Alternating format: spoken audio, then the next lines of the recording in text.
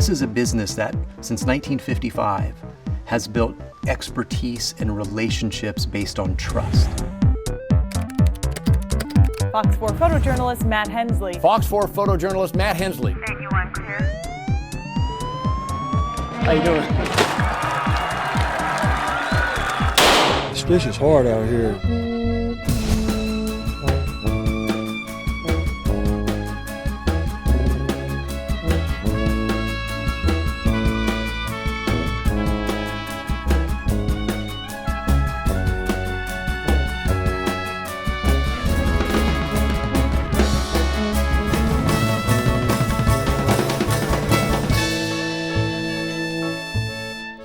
Morning, Stacy.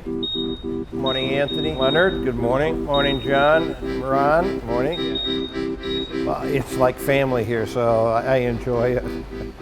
Morning, Andrew. We're in the heart of Kansas City, and we're surrounded by this incredible entertainment district. The Power and Light District, which is pretty much right next door. There's lots of shops, lots of restaurants. You really can feel the energy. I don't know how you measure it or describe it other than there's just good energy here. I think immediately people know that if they come to work here, they're going to be in the heart of downtown.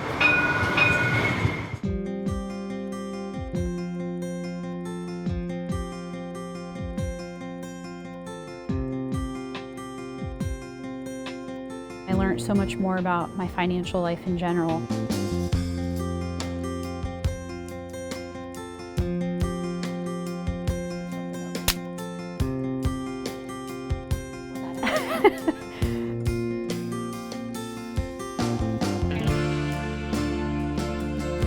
The CPA made an $1,800 mistake on my return.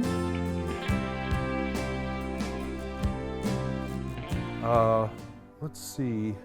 This was a photo from a world premiere. For the past 38 years, Forschler has been singing. Well, not just singing, but singing professionally on stages across the Kansas City area and even beyond. It's about 130 productions, 35 roles, and when I completed Everest, which is coming up in October, in early November, be 600 performances. The list of performances are impressive. Oh boy.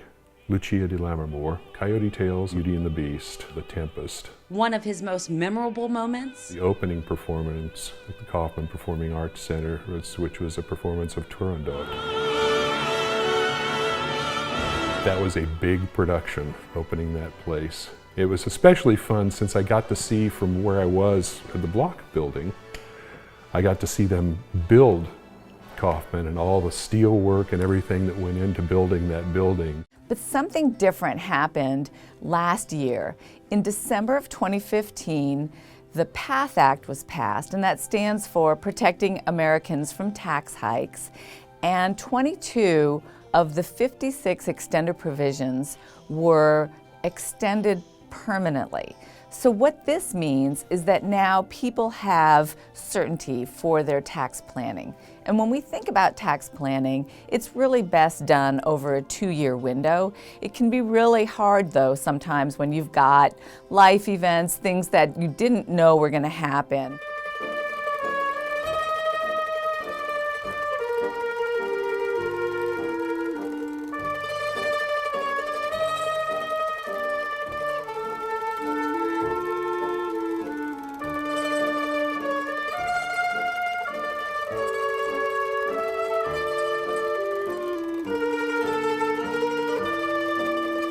From 1900 to 1930, this was always called Little Italy.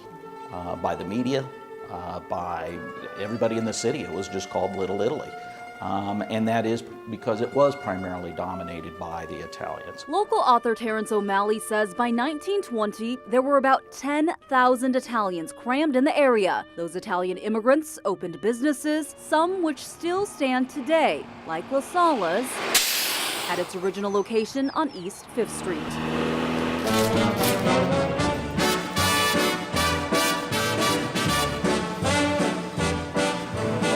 It's been family ran since 1921, so you know it's all been family. I got my cousin runs the register, my dad and me are back here, and then we got Mr. Miller, he's been here forever. We actually, back in the day, started the first credit limit. We had credit for the neighborhood. A lot of history down here.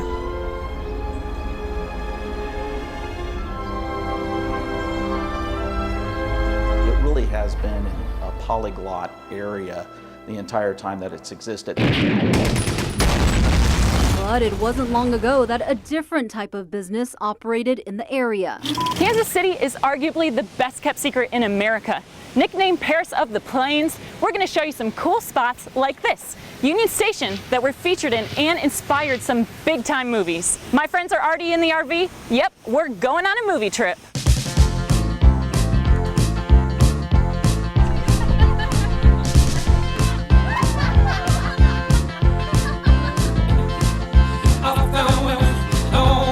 This gorgeous building, featured in Robert Altman's 1996 film Kansas City, was once the second largest transportation hub in America. Only the Grand Central Station in New York City was bigger. Now a center for all types of activities, restaurants, and museums, it's hard to believe this Grand Palace almost faced the wrecking ball back in the early 90s. Well, I remember there were scenes from Altman's Kansas City at Union Station, and I remember before they did that, that production kind of refurbished half of Union Station, and I think was a great motivating factor for then doing something with Union Station. I remember growing up my whole life, my dad saying, I wish they would do something with Union Station. It's historically significant, and it's beautiful.